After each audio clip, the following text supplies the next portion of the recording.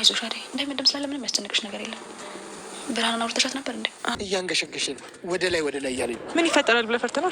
ዴቭ ከገጠር ወደ ከተማ ሳክቶለት ተመለሰ። የአደይ አባት ተቀብሎታል ማለት ነው። እልል ብለዋል። አሁን ውዷ ማቻችን ተብሏል።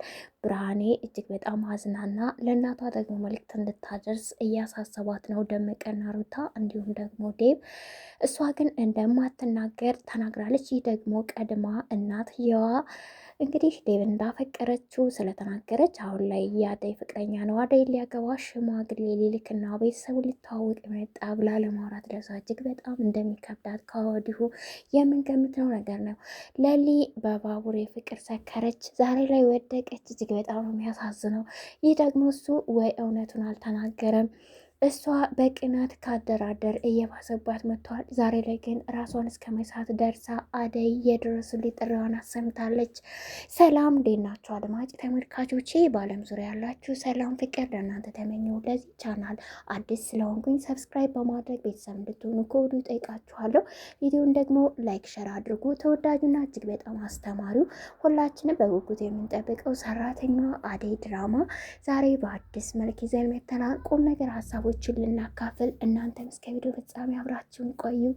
አደይ ዛሬ ላይ ዴቭ ሳይሳካለት ከገጠር ወደ ከተማ እንዲመጣ በስልክ እያጣደፈችው ነው። እሱ ጉዳዩ ግራ ገብቶታል። ምንድን ነው እያለ ነው። የአደይ ጉዳይ ግን ከሄለን እየሰማችው፣ እሱም ደግሞ አሁን ላይ ብርሃኔ ብቻዋን ቀረች፣ እናንተ ሁሉ ከተማ ገባችሁ ብላ ስትጠይቃት ዴቭ ስላለ አብሯት አይደብራትም፣ ደግሞም እሷም ቢሆን ልትመጣ ትችላለች የሚል መልስ ሰጥታታለች። ይህን ነገር ስትሰማ አደይ እጅግ በጣም አዝናለችም። ደግሞ ስለምን ብላ ጠይቃት ነበረ። ታዲያ ብርሃኔና አደይ እንግዲህ ብርሃኔ ከዴቭ ጋር ምንድን ነው ግንኙነታችሁ ብላ ስትጠይቅ በጣም ደንግጣ ነበር። ሄለን እውነታውን መናገር አልፈለገችም። ምክንያቱም ደግሞ የሆነ ጥፋት አጠፍቻለሁ ብላ አስባለች። እንዳትነግሪያትም ብላ ለሊ ቀድማ አስጠንቅቃት አለች። ታዲያ አሁን ሄለን ግን ለምን ዴቭ ገጠር ገባ ብላ ጥያቄ አንስታ ነበር ለአደይ። የአደይ መልስ ግን እኔና ዴቭ ልንጋባ ቤተሰቦች ሊተዋወቅ እንዲሁም ደግሞ ሽምግልና ለመላክ ዝግጅት ላይ ነን ስትል ነግራታለች። ይህ ጉዳይ አስደንግጧታል ሄለን ታዲያ ብርሃኔ አፍቅረዋለች ብላም ስላሰበች እሷም ደግሞ ብርሃኔ አፍቅሬዋለሁ ዴቭን ብላ ጥሪዋን ግለሷ ተናግራ ነበረ። ታዲያ አሁን ላይ እጅግ በጣም የሚያሳዝን ነገር ሆኗል። እሱም ደግሞ ብርሃኔ እውነትም ዴቭ የመጣው ለእሷ ሳይሆን ለአደይ እንደሆነ ስታቅ እጅግ በጣም ደንግጣ፣ በዛ ላይ ይህን ነገር ማመን ከብዷታል። ደግሞስ እንዴት ሆነ እያለች እየጠየቀች ነው። ታዲያ ማንገራገሯ አስደንግጧቸዋል ለሩታና እንዲሁም ደግሞ ለደመቀ። ዴቭን ቢሆን እንዴት፣ ስለዚህ ለማዘር መናገር ነው ስለከበደኝ አንቺ አሳምኝልኝ እናትሽን እያላት ነው። አባትሽ በደስታ ዛሬ ላይ አናግረውኛል እያለ ነው። በእርግጥ ትዕቢተኛውና ማን አለብኝ የሚለው የሰፈሩ ንጉሥ ያደይ አባት ዛሬ ላይ የተናገሩት ነገር አስደማሚ ነው። ዴቭን ልጄ ዴቭ በማለት አደይን እንግዲህ ለምን ይዛት አልመጣም የሚል ጥያቄ ቢቀርብበትም እሱ እንግዲህ ለእኔ ምክንያት ነው ብሎ ያሰበውን ስለፈራው ብሎም ተናግሯል። ነገር ግን አሁን ላይ የመጣበትን ጉዳይ ቶሎ በፍጥነት መጨረስ አለብህ፣ እንዲሁ ዋዛ ፈዘዛ ነገር ከሆነ ግን እድሉ እንዳያመልጥህ የሚል ማስጠንቀቂያም ደርሶታል። ለዴቭ ነገር አስደምሞታል። ለደመቀም ሄዶ ሰርፕራይዙን ነግሮታል። ደመቀም እኔ እኮ ነኝ ሲልም ራሱን እያሞጋገሰ ተመልክተነዋል።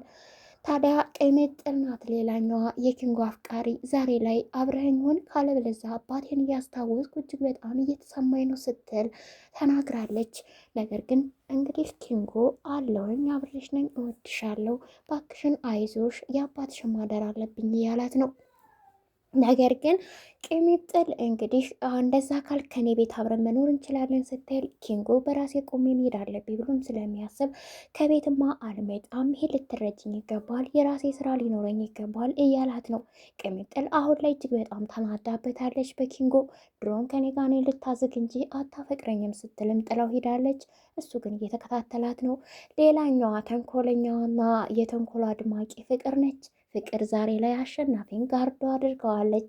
በሚያሳዝንና በሚያስደምም ሁኔታ እናቷንም በጣም አስቃት ነበር። ነገሩ ጉዳዩ ስሬስ እንደሆነ ስትነግራት እናትየዋ አሁን ላይ እንግዲህ አሹን ከበር ጥበቃነት ወደ ፍቅር ጋርድነት ትምህርት ቤት ስትሄድና ስትመለስ እንዲጠብቃት፣ ይህ የሆነው ደግሞ የቤዛ ወንድም ፍቅርን አፈቀርኩ በማለት ፍቅሩን ቢገልጽም ፍቅር ስላልተቀበለችው በግዳጅ ሊያስገድዳትና ሊያፍናትም ሙከራ አድርጎባት ነበር። ከዛም ልጠዋለች።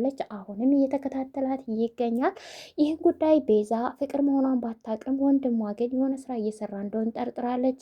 ወንድም ይሄ ስራ ይቅርብኝ ቁም እያለችው ነው። ነገር ግን እሱ በፍጹም አልተዋትም እያለም እየተከታተላት አሁን ላይ አሹ ጋርዱ መሆኗንም አውቋል። በሌላ በኩል የተመለከትነው ደግሞ ቤዛ ወደ እነ ፍቅር እናት ቤት ተመልሳ ሄዳለች። የመጣችበት ጉዳይ ምን እንደሆነ ባይታወቅም እትዬን እንግዲህ እማዬን ፈልጋ ስትልም እንግዲህ የፍቅር እናት ዛሬ ላይ ለቤዛ ፊት አዙራባታለች። እሱም ደግሞ ያለአንዳች ጉዳይ አንቺን የቤት አትመጭም ቤዛ፣ ከዚህ በኋላ ጥፋት እያጠፉ ቅርታ የለም፣ እኩዮችን ፈልጌ ሂጅ ከዚህ ከሰፈሬ ከቤቴ እንዳገቢ በማለት አሸናፊ በሩን እንዲዘጋባት ትእዛዝ ሰጥታለች። ታዲያም እየገፈተረ አስወጥቶ በሩንም ዘግቶባታል። ቤዛ እጅግ በጣም አዝናለች። ባይተዋርነት የተሰማት ትመስላለች። በጎዳና ላይ ቁጭ ብላለች። ታዲያ ይህም የሆነበት አረጣ አበዳሪ ሰው ስላለ እያስቸገራቸው እንደሆነም ለወንድሟ እየነገረችው ነው። ወንድሟ ግን አሁን የጉዳይ ሳይሆን የሚወዘውዘው የፍቅር ፍቅር ነው። ገብቶለታል። ሚስት ካገኙ ወዴትም አልሄድም እያላትም አድምጠናል። ለቤዛ ይህ ነገር እንግዳ ሆኖባታል። አደይ እንግዲህ ዴብን በአስቸኳይ ጠርታው እሱም ቢሆን እንግዲህ ጉዳዩን ሳይፈጽምና ሳይጨርስ ወደዚህ እየመጣ ነው ማለት ነው። ሌላው ባቡሬ እንግዲህ ሚስት ሊያገባ እንደሆነ ፍቅረኛውን አብሯት እንደቆየ እየነገራት ነበረ ለሊ ማለት ነው። ለሊ ይህ ነገር እውነትም ሰው ሌላ ሰው አለው ወይ የሚል ነገር ጥርጣሬ ስለ እንግዲህ ራሷ ውስጥ አሳድራለች። አሁን ላይ በጣም አዝናሚታም ለጓደኛዋ ለአደይ ስትነግራን ነበረ። አደይም በጣም አስቋታል። ያው አደይ የምትገምተው ለሊ እንደሚያፈቅራት እንጂ ባቡሬ በፍጹም ሌላ ሴት እንደማይቀርብ ጠንቅቃ ታውቃለች። ታዲያ አሁን ላይ እንግዲህ ለሊ በጣም አስባለችም አዝናለችም። በእርግጥ ደግሞ ላስተዋውቅ ሲላት አስደንግጧታል፣ አስደምሟታልም። እውነትም ስለመሰላት ሌላ ሴትም እውነትም አለች የሚል ነገር። ታዲያ ቅናቱም ፍርሃቱም እንዲሁም ደግሞ ሁሉም ነገር ሲደራረብባት ራሷን ስታ እስከ መውደቅ የደረሰችው ይህን ነገር ደግሞ ሲያውቅ አሁን ባቡሬ እጅግ በጣም ነው የሚሰማው። ምክንያቱም ሕክምና እንድትከታተል ሚያማት ነገር በደንብ ቼክ እንድትደረግ ዛሬ ከጎኗ ነው፣ ሁሌም ከጎኗ እንደሆነ ነው የሚነግራት። ጀግና ሴት ሲልም ሲያበረታት ነው የምንመለከተው። ታዲያ አሁን ላይ እሱ ፍቅሩን ገልጾ ቢጨርስላት ሁሉን ነገር ብታቅና ከሶ ደግሞ እሽታዋን እርግጠኛ ነን እሺ እንደምትለው። ስለዚህ አሁን ላይ እሷ እንድትታመምና የባሰ አደራደር ሌላ ጭንቀት ባይጨምርባት ብለን አስተያየት እንሰጣለን። አሹም እንግዲህ የሮማንን ፍቅር አልገለጸውም። ሁሌ ፍቅሩን በቃ እንዳሳዘነ ነው። እሷም ቢሆን ንገረኝ እትላለች እንደማታቅ ጠንቅቃ ግን ታውቃለች። እሱም አይነግራትም፣ ግን እንዲሁ አሉ ማለት ነው። ሌላው የሄለንና ደግሞ የአበበ ጉዳይ ነው። ቤት ተከራይተው ሊኖሩ ከተማውን እንግዲህ ሊላመዱ ወስነው ተመልክተናቸዋል። የብርሃን የዕጣ ፈንታ ግን ምን ይሆን? አድማጭ ተመልካቾቼ ሀሳብ አስተያየታችሁን በኮሜንት ግለጹ። ለቻናል አዲስ የሆናችሁ ሰብስክራይብ፣ ቪዲዮ ላይክ፣ ሸር በማድረግ ቤተሰብ ሁኑ። አመሰግናለሁ።